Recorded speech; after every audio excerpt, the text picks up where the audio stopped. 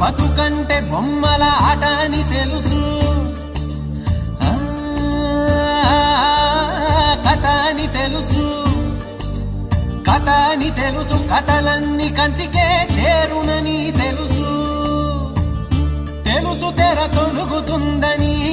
తెలుసు తెల్లారుతుందని, తెలుసు ఈ కట్టె పుట్టుకుమంటదని, తెలుసు ఈ మట్టి మట్టిలో కలిసిపోతదని, ఎన్ని తెలిసి ఇరకాటంలో పడిపోతావు ఎందుకని మాయా